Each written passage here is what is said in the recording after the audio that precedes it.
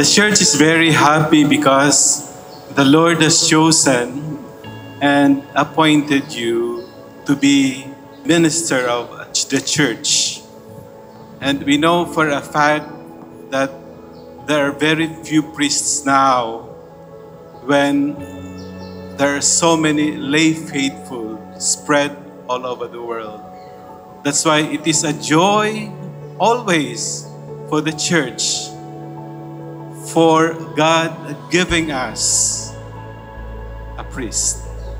And for that, we have to praise and thank the Lord. We also have to thank Joshua, Reverend Joshua, for saying yes, for accepting that call to be an ordained priest, to serve the kingdom of God. At ganun din naman sa mga parents for offering Joshua.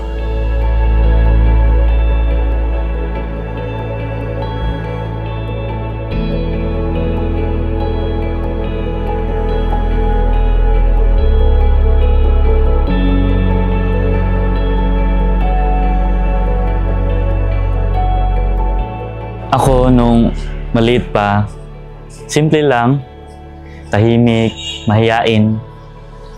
Masunurin din kasi bilang panganay sa aming magkakapatid, ako yung inaasahan ng parents ko. Natutunan kong mahalin ang pagdarasal dahil sa lola ko. Kaya early memories ng childhood ko, every Wednesday nagsisimba, first Friday of the month. And gustong-gusto ko talaga magkaroon ng catechism classes noon. I find it very meaningful to me, yung catechism class ko. I don't know, but I find solace and confidence, na kapag nagkakaroon kami ng catechism classes, Flores de Mayo. Pero most of the time, yung nag-inspire talaga sa akin since childhood is yung aking devotion sa Wednesday Masses, no? Our Lady of Perpetual Help kasi yun yung aming parish, patron ng aming parokya. And First Friday Masses, no? Sacred Heart. So yun yung nag-udyok sa akin ng inspiration na somehow to love God. Doon ko naramdaman yung pag-ibig ng Diyos, no? Sa murang edad pa lamang.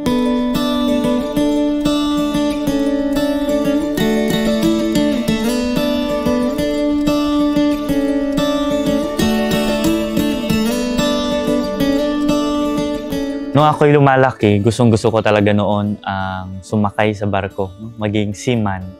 Kasi nga, you would have to travel around the world. No? You would get to a cruise ship and travel around the world. And to know places and people. Kaya, yun yung talagang una kong pangarap, no? Maging seaman. We need priests who will stay and will stay with his people.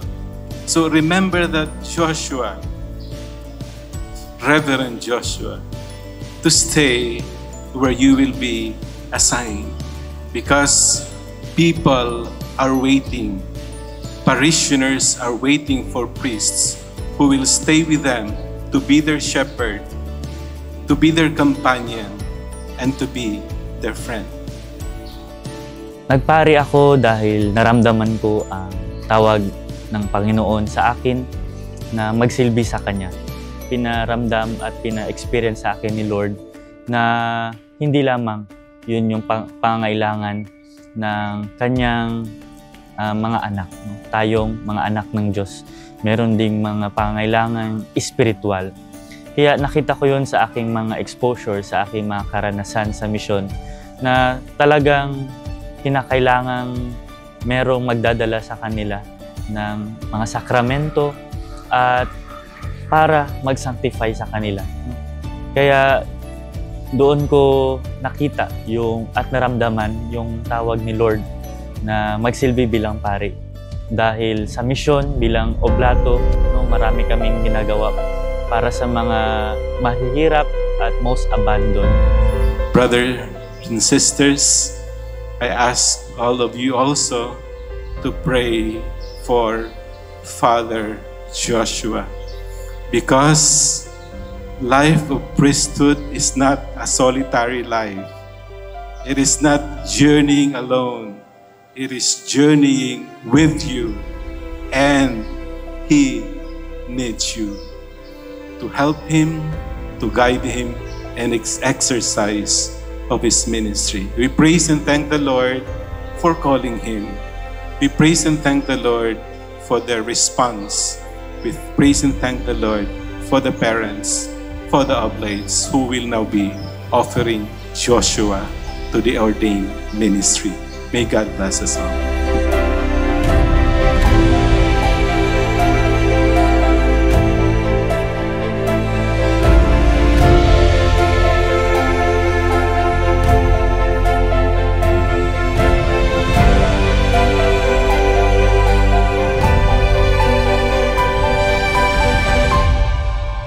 Yung awa at pag-ibig ng Diyos umaapaw. Very overwhelmed sa kanyang awa at pag-ibig. And at the same time, no, nanginginig sa kaba at takot ng responsibilidad ng pagiging pari.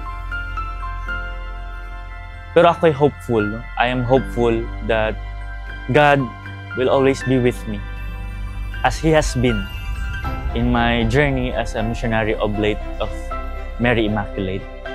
Kaya ako'y malakas, no, ang aking pananalig, pananampalataya sa Diyos na sasamahan niya ako sa aking paglalakbay, sa aking misyon bilang paring OMR.